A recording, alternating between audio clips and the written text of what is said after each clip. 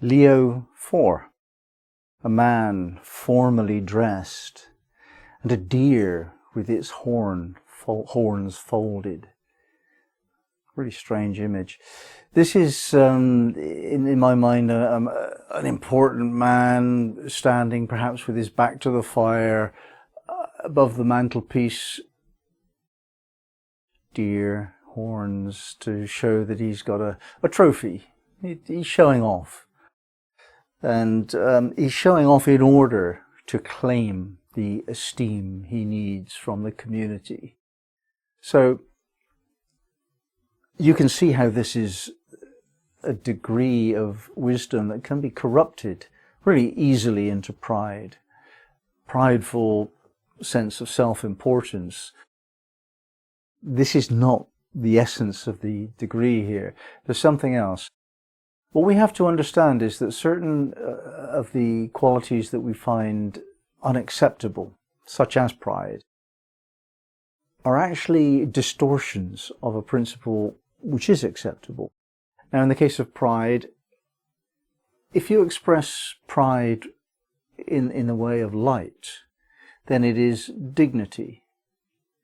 It's only when you go too far that it gets corrupted into self-importance. But it's the same energy, just taken too far. Another example, parenthetically, would be fear. When taken too far is clearly wrong, but with light, it's caution, which is appropriate. So here the risk of pride is what we have to undergo in order to develop a sense of greater dignity. We become aware of ourselves as worthy of a sense of dignity only really by achievement. This is not awarded to us simply by being. This is awarded to us, albeit self-awarded, by achievement. Now in this example we're going one beyond the self-awarding principle. We're saying, look, I can see that I'm capable. I can see that I'm worth my place in society.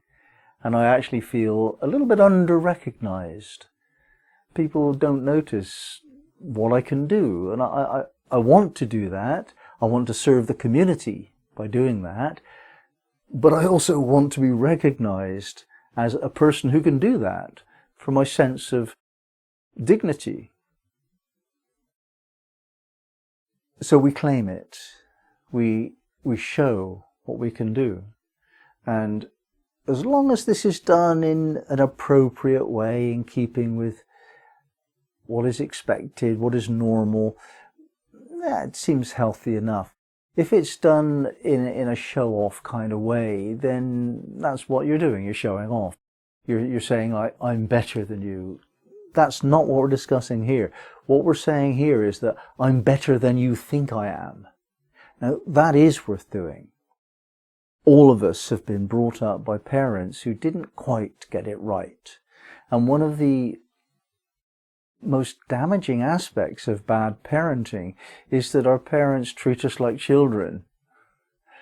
And they treat us like children when we're not really children anymore. They hold us back by wanting children. Parents want children, not a bunch of young adults to threaten the status quo and take over. They want babies, and babies grow into children. Okay, young children are all right, but when children become young adults, there's usually conflict, isn't there? Usually.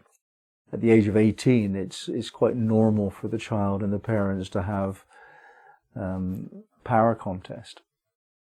And one way in which our parents disempower us is by not recognizing our adult qualities. If, for example, you have a parent who is not quite as intelligent as you are, and at a certain age you become more intelligent than them, maybe you lack the knowledge, the book learning, certainly you lack the experience, but nevertheless on the level of argument, you can beat them in an argument. And this might occur when you're still in your teens.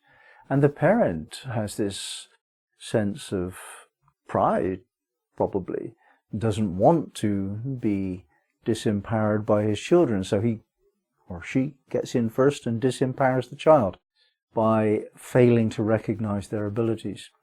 So one of the things that we need to do when we reach adulthood, full adulthood, is to say, all right, enough of that. I know what I can do, and I'm going to do it.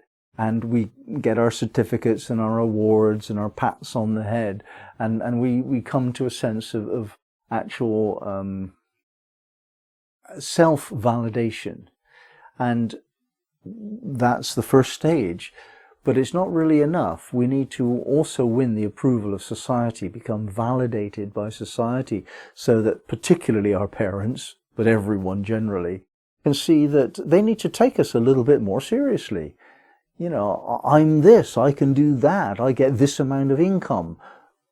Take me seriously. I want you to recognize me. And I think this process of recognition has to be looked at carefully. Recognition, knowing again. We have within ourselves some memory of being more than we are now. We want that recognized in order to bring it to life in this lifetime.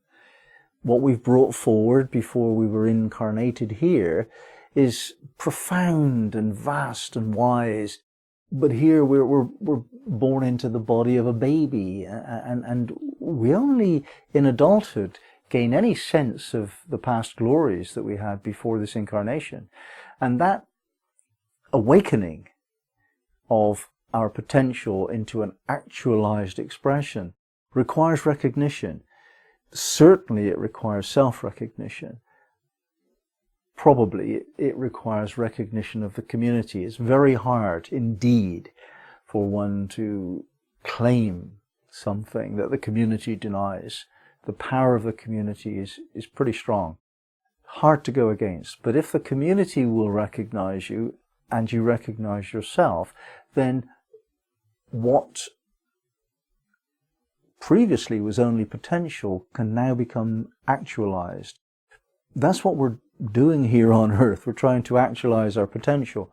So this process of being recognized is non-trivial. It's important.